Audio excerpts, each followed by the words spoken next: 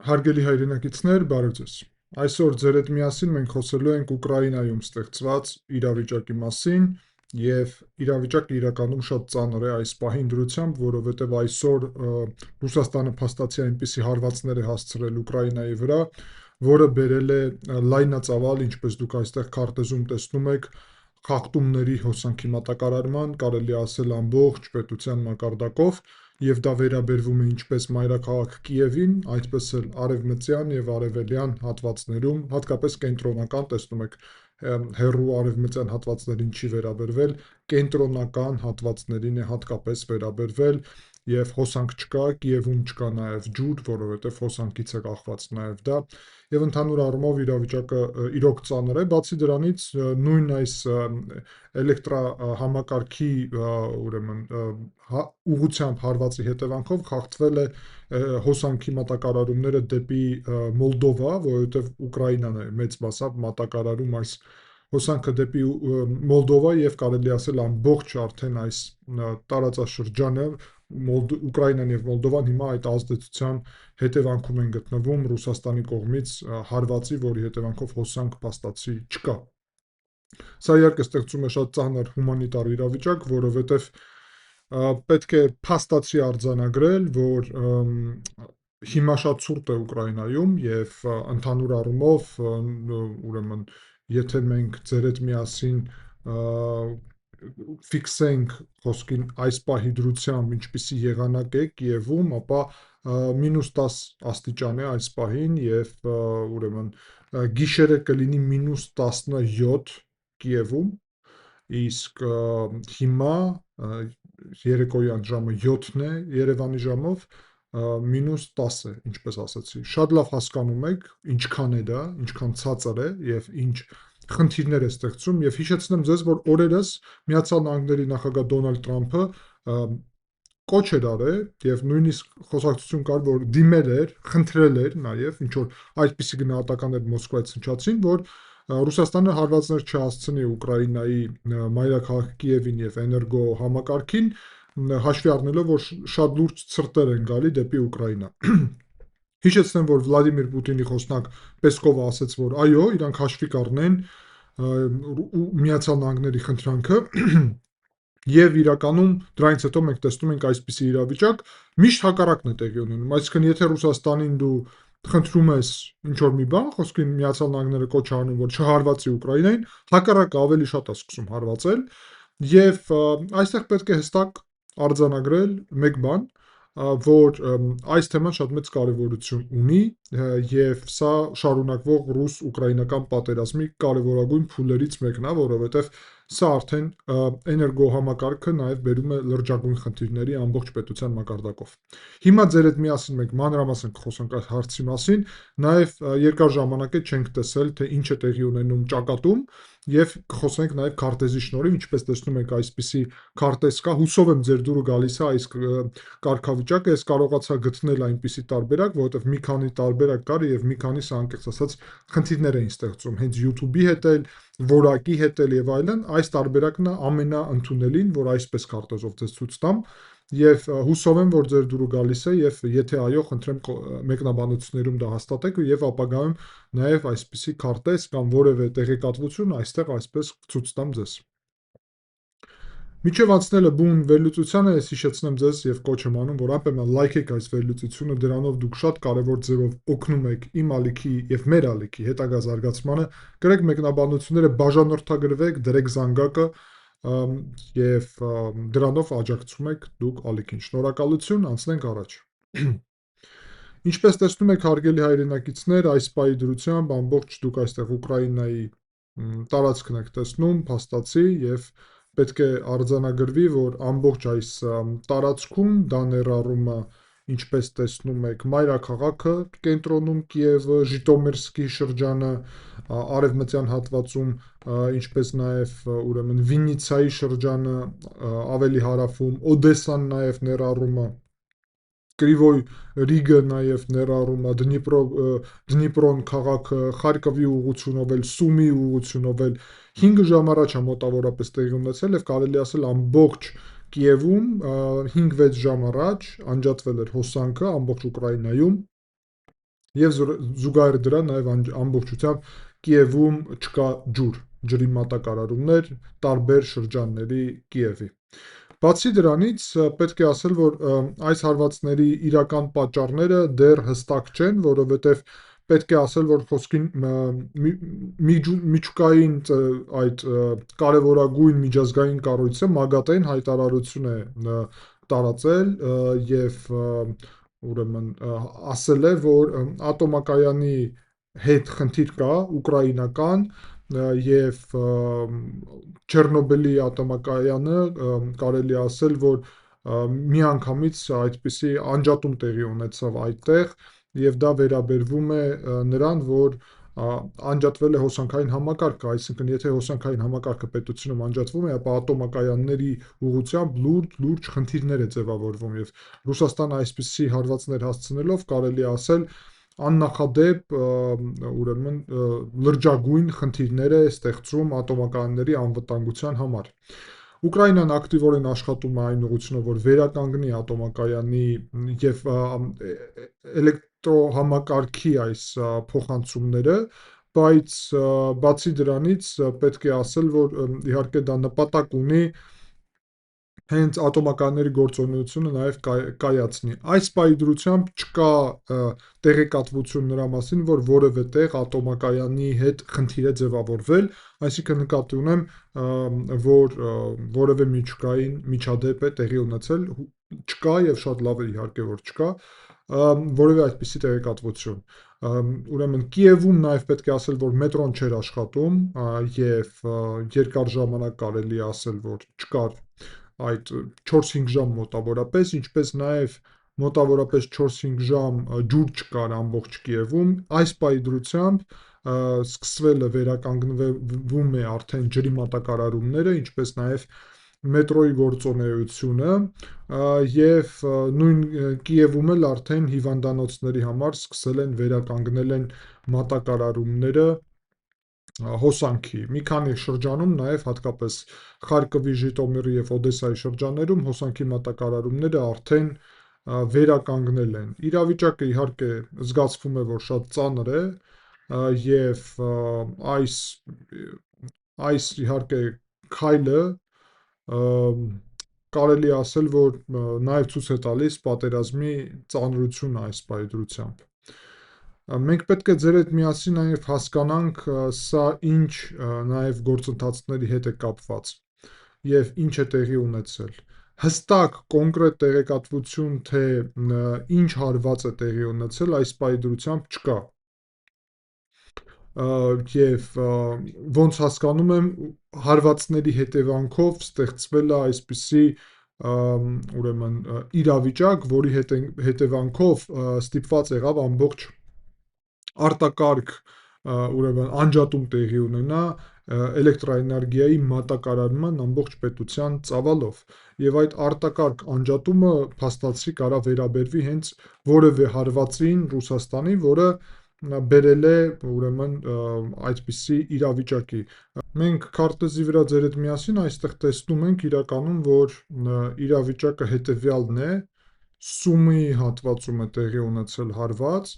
եւ հավանական է, որ այս հարվածը այստեղ Սումիում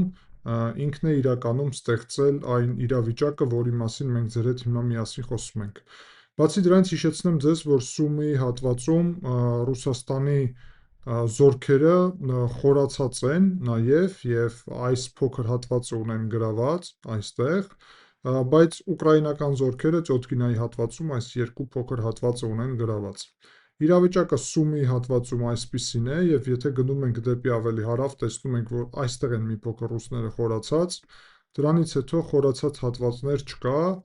եւ արդեն մոտիկ են գալի մենք ձեր հետ միասին քաղաք Խարկիվին։ Տեսնում եք քաղաք Խարկիվի,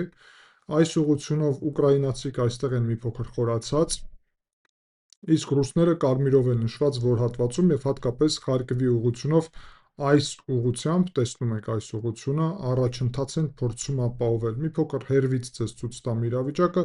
կարծեմ պարզ է Խարկիվի ուղղությունը, Այստեղ ուրեմն երբ նայում ենք նաև Կուպյանսկի ուղղությունով իրավիճակը, ավելի մոտիկից ցույց տամ ձեզ, ապա մենք ձեր հետ միասին արդեն արձանագրել ենք, որ քաղաք Կուպյանսկը ազատագրված է ուկրաինական զինված ուժերի կողմից եւ փաստացի տեսնում եք, որ ռուսները Կուպյանսկին մոտիկ չեն գտնվում, այստեղ տարածք կա եւ այդ հեռու տարածքը իրանք պահպանում են, այսինքն չեն կարող շատ մոտենալ այդ հատվածին եւ ուկրաինական զորքերը այդուղ շատ հետաքրքիր առաջընթաց ապահովեցին։ Դեպի էլ ավելի հարավ կարանք ասել, որ մեծ փոփոխություններ չկա ուկրաինական եւ ռուսական զորքերի ուղղությամբ եւ եթե գալիս ենք արդեն նաեւ ամենահետաքրքիր ուղղություններից մեկը, դա իհարկե Կոնստանտինովկային է վերաբերվում, ռուսները գտնվում են Կոնստանտինովկայի ամենածայրի հատվածում այստեղ եւ դեռ շարժվել դեպի հյուսիս, այսինքն դեպի Կրամատորսկի ուղղություն իրանց մոտ չի ստացվում եւ լավ կարելի ասել ուկրաինական զինված ուժերը այստեղ պայում են Կոնստանտինովկան, կարողանում են դա ապահովել։ Վերջի գրաված իրանց տարածքը այստեղ այս հատվածն է, ինչպես տեսնում եք, դրոշի այստեղ նշված, սա Տորեցկի հատվածն է, որ հասկանանք Կոնստանտինովկան որտեղ է, հա, քանի տարի է անցել, որ իրանք Բախմուտն են գրավել, այստեղ է Բախմուտը։ Այսինքն Բախմուտից հետո գալիս է Չասով Յարը եւ Կոնստանտինովկան։ Չասով Յարը նոր են գրավել, այն էլ ոչ միջև վերջ։ Եթե գնանք ավելի դեպի հարավ, ապա տեսնում ենք, որ այստեղ մի փոքր ավելի այս հատվածում խորացած են, բայց եթե գալիս ենք այստեղ, նաև տեսնում ենք, որ Միրնոգրադը իրանք կարողացան փաստացի գրավել, դա պետք է արձանագրել եւ Պակրովսկը գրաված է, բայց էլ ավելի առաջ դեռ փաստացի այստեղ չեն կարողանում իրանք շարժվել։ Եթե գալիս ենք էլի դեպի ավելի հարավ, ապա մենք արդեն ձեր հետ միասին մոտենում ենք ուրեմն այս շատ կարևոր հատվածին, որը վերաբերվում է եւ մենք ձեր հետ միասին խոսել էինք սրա մասին, սա ուրեմն Գուլայպոլեն է։ Ինչպես տեսնում եք, Գուլայպոլեի մեծ մասը գտնվում է Ռուսաստանի վերահսկողության տակ, փոքր մասում դեռ ռուսները առաջընթաց են փորձում ապահովել, բայց նաեւ ռուսները Գուլայպոլեի հյուսիսում ունեն առաջընթաց, ինչպես տեսնում եք, եւ այստեղ էլ վերջի քաղաքը այստեղ այս քաղաքն են գրավել եւ ընդհանուր առումով շատ ակտիվ ռուսները փորձում են առաջընթաց ապահովել այս ուղղությամբ, տեսնում եք։ Հիմա իրանք շարժվում են ոչ թե դեպի հյուսիս եւ արևմուտք, այլ դեպի միայն արևմուտք, այսինքն հյուսիսի բաղադրիչը քչացել է եւ գլխավոր ուղղությունը այս պայծրությամբ ռուսական հարձակումների հենց այս ուղղությունն է, ուստի արևից արևելք այս հատվածը եւ Գուլայպոլեն է հաջորդ իրանց նպատակը գրավել Գուլայպոլեն եւ մոտենալ Արեխովին այս վերևի հատվածից։ Այստեղ ներքևում նաեւ պետք է ասել, որ իրանք դեպի Զապարիժիա փորձում են առաջընթաց ապահովել այս հատվածից, բայց բան չի ստացվում եւ ամենախոցելի իրավիճակը այս պայծրությամբ ուկրաինական զորքերի համար Գուլայպոլեի հատվածն է, որը դուք հիմա տեսնում եք քարտեզում եւ որտեղը ռուսները փորձում են առաջընթաց ապահովել մի քանի ուղղությունով Գուլայպոլեի հյուսիսից եւս մեկ անգամ այստեղ է Գուլայպոլեն եւ մնացած արդեն հատվածները դուք տեսնում եք։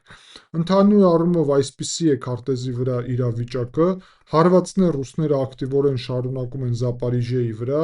մեծ քաղաքի, որը մոտիկ է գտնվում, ընդհանուր առումով նաև Խերսոնի հատվածը, որ ուղղակի տեսնենք ձեր հետ միասին, ապա պետք է ասենք, որ այստեղ իրանք կրակոցները շարունակում են դեպի Խերսոն, բայց իրականում այստեղ անցնել գետը կամ առաջընթաց ապահովել փաստացի անհնար է, ռուսները դա ապահովել չեն կարող, իզորու չեն։ Բայց չնայած դրա, ինչպես արդեն ձեր հետ ասացինք, իրանց գլխավոր նպատակը հարվածներ կազմակերպելն էր հոսանքային համակարգի վրա եւ դա իհարկե թուլացնում է ընդհանուր առումով ուկրաինական զորքերը։ Փաստացի կարելի է ասել, որ Խարկովի ուղղությունը պինդ է, Կուպյանսկի ուղղությունը պինդ է, Կոնստանտինովկայի ուղղությունը պինդ է ընդհանուր առումով։ Եթե թուլությունների մասն ենք խոսում, ապա Պակրովսկ Միրնոգրադի ուղղությունն է, որտեղ որ մենք ձեր հետ միասին որ խոսեցինք եւ կարելի է ասել, որ մի փոքր այդտեղ խնդիր կա,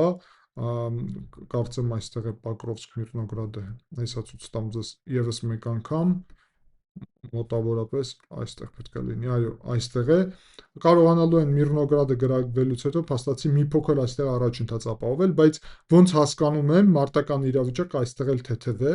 որովհետև ուկրաինացի կամաց ամիսները հետ էին քաշվում այս հատվածում։ Այսինքն ամենտեղ իրավիճակը կայուն է, բացի ամենահարավից Գուլայպոլեի հատվածից, որտեղ ռուսները ակնհայտորեն կարողացան մի փոքր լուրջ առաջընթաց ունենալ եւ Գուլայպոլեի մեջ ներխուժելուց հետո դեպի հյուսիս միանգամից կարողացան մի քանի կիլոմետր հաշված օրերի ընթացքում առաջընթաց ապահովել։ Սա է Ռուսաստանի քաղաքականությունը այս պահի դրությամբ, ռազմական մոտեցումը եւ հարվածները ամբողջ Ուկրաինայի վրա խախտելով այդ պայմանավորվածությունները Դոնալդ Տրամփի հետ եւս մեկ անգամ ցույց է տալի Ռուսաստանի բնույթը։ Պետք է ասեմ ձեր հետ միասին, որ Ուկրաինայի դեմ այս պատերազմը ֆաշիստական պատերազմ է, որևէ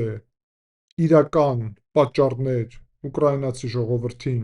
դեմ կազմակերպել այսպիսի հանցագործություններ չկա, չի կարող լինել, Ռուսաստանը որևէ ձև չի կարող այստեղ ճշմարտություն կողմը լինի, այնինչ անում է Ռուսաստանը ուղղակի աննկարագրելի ֆաշիզմ է, հակամարտկային քայլեր են, եւ եթե իրանք կարող են դա անել իրանց համար շատ մոտ իրականում գենետիկորեն ուկրաինացիքի դեմ, ապա դա ուղղակի նկարագրում է ռուսների բնույթը եւ հավատացնում եմ ձեզ, համոզեցնում եմ ձեզ նաեւ, որ հայերի հանդեպ իրանք կամ վրացիքի հանդեպ ել ավելի սարսափելի մոտեցումներ կարող են ունենալ։ Ուստի մենք ձեր հետ միասին պարտականություններ ունենք, որ անենք ամեն ինչը նրա համար, որ պաշտպանենք Հայաստանի եւ Վրաստանի նաեւ ես համոզված եմ եւ 100%-ով գիտեմ, որ մեր ճակատագրերը փոխկապակցված է, Վրաստանը եւ Հայաստանը միասին են, մի նավի մեջ են, խորտակվի Հայաստանը, խորտակվելու է Վրաստանը, խորտակվի Վրաստանը, խորտակվելու է Հայաստանը, մենք փոխկապակցված ենք իրարից, մեր երկար ժամկետով ճակատագրերով, եւ ուստի հստակ է պետք այստեղ նշել եւ արձանագրել, որ մենք նաեւ կախված ենք Ուկրաինայից, ուստի Ուկրաինայում այս հերոսամարտը, որը հիմա տեղի է ունենում, անմիջապես մեզ տալիս է հնարավորություն, որ մենք ինքնիշխանությունը ապահովենք եւ դա նաեւ այդ ժամանակահատվածը պետք է օգտագործել այս հնարավորությունները, օգտագործել նրա համար, որ ինչքան կարելի է ավելի շուտ ապահովենք Հայաստանի Հանրապետության ինքնիշխանությունը։ Թե ինչպես կարող է Ռուսաստանը իրեն պահի, մենք ձեր հետ միասին տեսնում ենք, եւ դուք այստեղ քարտեզի վրա նաեւ տեսնում եք ամբողջությամբ կարելի ասել իրավիճակը եւ շատ լավ տեսնում եք այստեղ Վրաստանը եւ Հայաստանը երկու օկուպացված տարածքը Վրաստանի եւ Ռուսաստանի կողմից եւ վտանգները դեպի Հայաստան, Վրաստանն է, որ ֆիզիկապես գտնվում է եւ Ադրբեջանը Հայաստանի եւ Ռուսաստանի միջև եւ ինչ որ առումով պաշտպանում է Վրաստանը, այո, պաշտպանում է ֆիզիկապես Ռուսաստանից հայկական պետությունը, բայց մենք նաև պետք է ձեր հետ միասին հասկանանք, որ Ռուսաստանը սպառնալիք է, եւ այդ սպառնալիքը շատ լուրջ է։ Եվ եւս մեկ անգամ վերադառնալով այստեղ քարտեզին, մենք հասկանում ենք, որ ես չեմ ակնկալում լուրջ առաջընթացներ Խարկովի ուղղությունով, ոչ էլ Կուպյանսկի ուղղությունով, այստեղ ուրեմն իրանց հիմա գլխավոր նպատակը այն է, որ այսպես որ փակենք, տեսնենք, պետք է Սլավյանսկ Կրամատորսկի ուղղությունով շարժվեն, որտեղ որ շատ բարդ է իրավիճակը լինելու, որտեղ շատ լավ է պատրաստված, մյուս նպատակը ռուսների մոտիկանալ Զապարիժյե քաղաքին։ Այսինքն հաջորդ կետերը ռազմական լինելու են Զապարիժյե, մենք սրա մասին խոսել ենք իդեմս եւ ես հստակորեն սա ցույց էի տվել, որ այսպես որ շարունակվի Զապարիժյեն, Պավլոգրադը եւ Կրամատորսկ-Սլովյանսկը կդառնան հաջորդ քաղաքները ճակատի, Կուպյանսկը հուսով եմ կպահեն, որ Իզյումը չդառնա եւ Խարկովը չդառնա, որովհետեւ Խարկովը լավ էֆեկտիվ կարողանում է բնակչությունից էլ չէ կախված, բնակչության քաղաքից լավ քանակից շատ էֆեկտիվ կարողանում է Խարկովի բնակչությունը պահել այս գիծը, սահմանը Բելգորոդի ուղղությունով, որտեղ ռուսական քաղաք է եւ այստեղից ռուսները փորձում են փոքր առաջ գալ, բայց դա չի ստացվի, չի ստացվում նաեւ, շատ փոքր է, չնչին է այդ որևէ քայլերը։ Ընդհանուր առումով իրավիճակը Ուկրաինայում այսպես է, մեծ փոփոխություններ չկան, բայց իհարկե -10, -20-ի դեպքում, երբ չկա ջուր, չկա ջերմություն, իհարկե շատ բարդ է եւ ամբողջ պետությունում։ Ուստի մենք իհարկե աջակցում ենք ուկրաինական ժողովրդին, Հայաստանը վերջերս ուղարկել էր ուկրաինական ժողովրդին հատուկ սարքեր, որ այս հոսանքային համակարգը գործի, ոչ միայն Հայաստանը, տարբեր պետությունները, եւ ես համարում եմ, որ Հայաստանը պետք է շարունակի այդ քայլերը եւ աջակցի Ուկրաինային հումանիտար ուղղությունով, ինչպես նաեւ ամբողջ աշխարհը, բոլորը, որովհետեւ ուկրաինացի ժողովուրդը մեղավորություն այս հակամարտկային գործողությունների հետևանքով չունի եւ որևէ պատճառաբանություն իրականում ինչու սա պետք է տեղի ունենա չկա։ Հիմա ես նաեւ պետք է քաղաքական բաղադրիչի մասին երկու խոսք ասեմ։ Իհարկե սա նշանակում է, որ Վլադիմիր Պուտինը որևէ ուրեմն խաղաղության օրակարգի եւ կարելի է ասել այսպիսի հստակ խաղաղության ամրապնդման հաստատման ուղղությունով պատրաստվածություն չունի, որ գնա այդ ուղղությամբ, այսինքն կարելի է արձանագրել, որ Դոնալդ Թրամփը պետք է այստեղից շատ դժգոհ լինի, շատ դժգոհ, որովհետև իր խոսքը Վլադիմիր Պուտինը խախտեց, այն էլ խախտեց շատ կոնկրետ եւ հստակ։ Եվ ես համարում եմ, որ եւ հուսով եմ, որ Միացյալ Նահանգները կունենան այս Ռուսաստանի քայլի վրա լուրջ արձագանք եւ հատկապես եթե հարվածները եւս շարունակվեն, Միացյալ Նահանգները իհարկե պետք է սրան արձագանքեն եւ օգնեն Ուկրաինային, ինչպես նաեւ եվրոպական պետությունները։ Առհասարակ կարծում եմ, որ եվրոպական պետությունները պետք է շատ ավելի շատ անեն Ուկրաինայի համար, որովհետեւ դա Ուկրաինայի համար չի, այլ իրանց սեփական անվտանգության համար է նաեւ եւ